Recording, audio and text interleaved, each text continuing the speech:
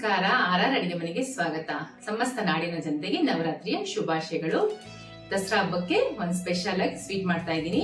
ಇದು no fail recipe. ಬನ್ನಿ ಹೇಗ್ ಮಾಡೋದು ಅಂತ ಮುಂದೆ ವಿಡಿಯೋದಲ್ಲಿ ನೋಡೋಣ. ನಮ್ಮ ಚಾನೆಲ್ ಫಸ್ಟ್ ಟೈಮ್ ನೋಡ್ತಿರೋ ಸಬ್ಸ್ಕ್ರೈಬ್ ಮಾಡೋದು ಮರಿಬೇಡಿ. ಈ ವಿಡಿಯೋ ಇಷ್ಟ ಆದ್ರೆ ನೀವು ಫ್ಯಾಮಿಲಿ ಫ್ರೆಂಡ್ಸ್ಗೆ ಶೇರ್ ಮಾಡಿ. ಒಂದು ಪ್ಯಾನ್ ತಗೊಂಡು ಬಿಸಿಗೆ ಇಟ್ಕೊಂಡಿದೀನಿ. ಇದಕ್ಕೆ ಕಮಲದ ಬೀಜ ಹಾಕೊಂತಾ ಇದೀನಿ 2 ಕಪ್.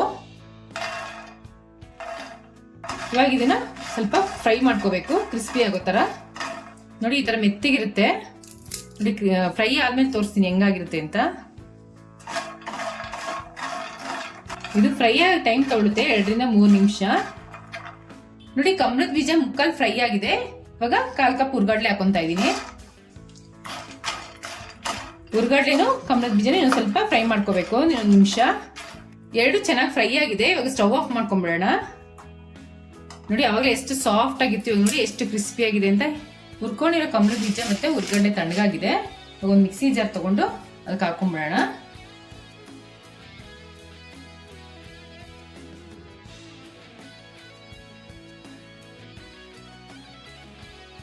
ನೋಡಿ ಇದಕ್ಕೆ ಒಂದು 50 ಗ್ರಾಮ್ ಸಕ್ಕರೆ ಹಾಕೊಂತಾ ಇದ್ದೀನಿ. 2 ಏಲಕ್ಕಿನ ಸಿಪ್ಪೆ ಬಿಡಿಸಿಟ್ಕೊಂಡಿದ್ದೀನಿ, ಅದನ್ನ ಹಾಕೊಂತಾ ಇದ್ದೀನಿ. ಇವಾಗ ಇದನ್ನ ನುಣ್ಣಗೆ ಪುಡಿ ಮಾಡ್ಕೊಂಡ್ಬಿಡೋಣ. ನೋಡಿ ಈ ತರ ಫುಲ್ ನೈಸ್ ಆಗಿ ರುಬ್ಕೋಬೇಕು. ಒಂದು ಪ್ಯಾನ್ ನ ಬಿಸಿಗೆ ಇಟ್ಕೊಂಡಿದ್ದೀನಿ. 1 ಕಪ್ ಹಾಲನ್ನ ಕಾಯಿಸಿ ಇಟ್ಕೊಂಡಿದ್ದೀನಿ, ಅದನ್ನ ಹಾಕೊಂತಾ ಇದ್ದೀನಿ. ಹಾಲು ಒಂದ್ ಸ್ವಲ್ಪ ಬಿಸಿ ಆಗ್ತಾ ಇದ್ದಂಗೆ ಪೌಡರ್ ಮಾಡಿ ಇಟ್ಕೊಂಡಿದ್ವಲ್ಲ ಅದನ್ನ ನಿಧಾನ ಸ್ವಲ್ಪನೇ ಹಾಕೋಬೇಕು. ನಿಧಾನಕ್ಕೆ ಹಾಕೊಂಡು ಗಂಟಿಲ್ದಿರಂಗೆ ಚೆನ್ನಾಗಿ ಮಿಕ್ಸ್ ಮಾಡ್ಕೋಬೇಕು.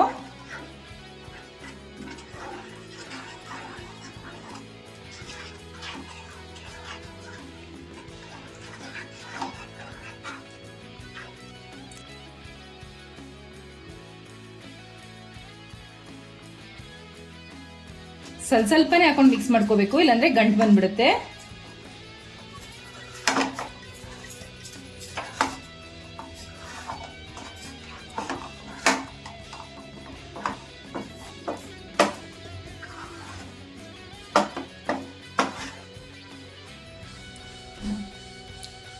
ನೋಡಿ ಗಂಟಿಲ್ದಿರಂಗೆ ಚೆನ್ನಾಗಿ ಮಿಕ್ಸ್ ಮಾಡ್ಕೊಂಡಿದ್ದೀನಿ.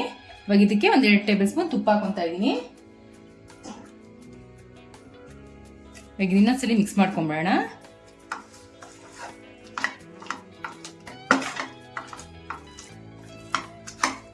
ನೋಡಿ ಈ ತರ ಮಿಕ್ಸ್ ಮಾಡ್ಕೊಂಡಾದ್ಮೇಲೆ ಒಂದು 50 ಗ್ರಾಮ್ ಕೋವಾ ತಗೊಂಡಿದೀನಿ, ಸಪ್ಪೆ ಕೋವಾ. ಅದನ್ನ ತುರ್ಕೊಂಡ್ಬಿಡೋಣ. ಈ ತರ ತುರ್ದಾಕೊಳ್ಳೋದ್ರಿಂದ ಚೆನ್ನಾಗಿ ಹೊಂದ್ಕೊಳ್ಳುತ್ತೆ. ಚೆನ್ನಾಗಿ ಹೊಂದ್ಕೊಳ್ಳೋಂಗೆ ಮಿಕ್ಸ್ ಮಾಡ್ಕೊಂಡ್ಬಿಡೋಣ. ಚೆನ್ನಾಗಿ ಮಿಕ್ಸ್ ಮಾಡ್ಕೊಳ್ಳೋದೇ ಇದ್ರೊಳಗೆ ಜಾಸ್ತಿ ಕೆಲಸ. ನೋಡಿ 2 ಚೆನ್ನಾಗಿ ಹೊಂದ್ಕೊಂತಾ ಇದೆ. ಇವಾಗ ಈ ತರ ಪ್ಯಾನ್ ಬಿಡಬೇಕು. ನೋಡಿ ಚೆನ್ನಾಗಿ ಹೊಂದ್ಕೊಂಡಿದೆ. ಇವಾಗ ಈ ತರ ಹೊಂದ್ಕೊಳ್ಳೋವರೆಗೂ ಮಿಕ್ಸ್ ಮಾಡ್ಕೊತಾನೆ ಇರಬೇಕು. ಇವಾಗ ಹೊಂದ್ಕೊಂಡಿದೆ. ಇವಾಗ ಸ್ಟವ್ ಆಫ್ ಮಾಡ್ಕೊಂಡ್ಬಿಡೋಣ. ಒಂದು ಅಗಲವಾದ ಪಾತ್ರೆ ತಗೊಂಡಿದೀನಿ. ಇದಕ್ಕೆ ಹಿಟ್ಟು ಹಾಕೊಂಡು ಸ್ವಲ್ಪ ಚೆನ್ನಾಗಿ ನಾದ್ಕೋಬೇಕು. ಹಿಟ್ಟು ಒಂದ್ ಸ್ವಲ್ಪ ಬೆಚ್ಚಗಿದಂಗೆ ನಾದ್ಕೋಬೇಕು, ಅವಾಗ ಚೆನ್ನಾಗಿ ಹೊಂದ್ಕೊಳ್ಳುತ್ತೆ.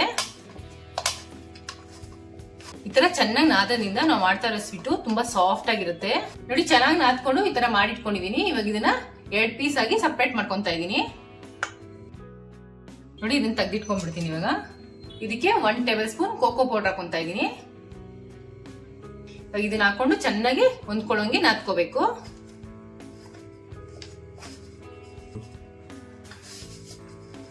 ಕೋಕೋ ಪೌಡರ್ ಇಟ್ಟು ಚೆನ್ನಾಗಿ ಹೊಂದ್ಕೊಳ್ಳೋಂಗೆ ಚೆನ್ನಾಗಿ ನಾದ್ಕೋಬೇಕು. ಕೈಗೇನ ಅಂಟ್ಕೊಳ್ಳುತ್ತೆ ಅಂದ್ರೆ ಒಂಚೂರು ತುಪ್ಪ ಸೊಟ್ಕೊಂಡು ನಾದ್ಕೋಬೇಕು. ನೋಡಿ ಎಷ್ಟು ಚೆನ್ನಾಗಿ ಹೊಂದ್ಕೊಂಡಿದೆ.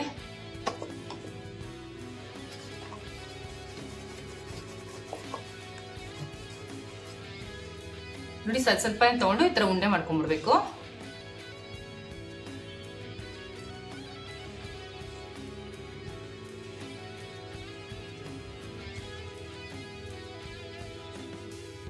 ಬ್ರೇಕ್ ಇಲ್ದಿರಂಗೆ ಉಂಡೆ ಮಾಡ್ಕೋಬೇಕು. ನೀಟಾಗಿ ನೋಡಿ ರೌಂಡ್ ಆಗಿರ್ಬೇಕು ಈ ತರ. ನೋಡಿ ಈ ತರ ಉಂಡೆ ಮಾಡಿಟ್ಕೊಂಡಿದೀನಿ. ಈ ಹಿಟ್ಟನ್ನು ಸಣ್ಣ ಸಣ್ಣಾಗಿ ಉಂಡೆ ಮಾಡ್ಕೊಂತಾ ಇದೀನಿ. ಇವಾಗ ನೋಡಿ ಈ ತರ ಮುರ್ಕೊಂಡು ಈ ತರ ಅಂಗೈ ಮೇಲೆ ಇಟ್ಕೊಂಡು ಈ ತರ ಮಾಡ್ಬೇಕು. ಅವಾಗ ಪರ್ಫೆಕ್ಟ್ ಆಗಿ ಶೇಪ್ ಬರುತ್ತೆ. ನೋಡಿ ಎಷ್ಟು ಚೆನ್ನಾಗಿ ಬರುತ್ತೆ. ನೋಡಿ ಈ ತರ ಉಂಡೆಗಳು ಮಾಡಿ ಇಟ್ಕೊಂಡಿದೀನಿ. ಚಾಕೋ ಪೌಡರ್ದೊಂದು ಮತ್ತೆ ಇದೊಂದು 2 ತಗೊಂಡು ಸ್ವಲ್ಪ ರೌಂಡ್ ಮಾಡ್ಕೊಳ್ಳೋಣ. ನೋಡಿ ಈ ತರ ರೌಂಡ್ ಮಾಡ್ಕೋಬೇಕು. ನೋಡಿ ಇಷ್ಟು ಚೆನ್ನಾಗಿದೆ. ಇದನ್ನ ಚೂರೇ ಚೂರು ಪ್ರೆಸ್ ಮಾಡ್ಕೋಬೇಕು. ನಾನು ಪೇಡ ಶೇಪಲ್ಲಿ ಮಾಡ್ಕೊತಾ ಇದೀನಿ, ನೀವು ಬೇಕಾದ್ರೆ ಯಾವ ಶೇಪಲ್ಲಾದ್ರೂ ಮಾಡ್ಕೋಬಹುದು. ನೋಡಿ ಈ ತರ ಜಾಲರಿ ಇರುತ್ತಲ್ಲ, ಒಂದ್ಸರಿ ಈ ತರ ಇದ್ ಮಾಡೋದ್ರಿಂದ ಒಳ್ಳೆ ಶೇಪ್ ಬರುತ್ತೆ. ನೋಡಿ ಎಷ್ಟು ಚೆನ್ನಾಗಿದೆ. ಇವಾಗ ನಮ್ ಸ್ವೀಟ್ ರೆಡಿ ಆಗಿದೆ. ನಾನು ಪಿಸ್ತಾ ಹಾಕೊಂಡು ಗಾರ್ನಿಶ್ ಮಾಡ್ಕೊತಾ ಇದೀನಿ. ನೀವು ಬೇಕಾದ್ರೆ ಯಾವ ಡ್ರೈ ಫ್ರೂಟ್ಸ್ ಅಲ್ಲೂ ಗಾರ್ನಿಶ್ ಮಾಡ್ಕೋಬಹುದು.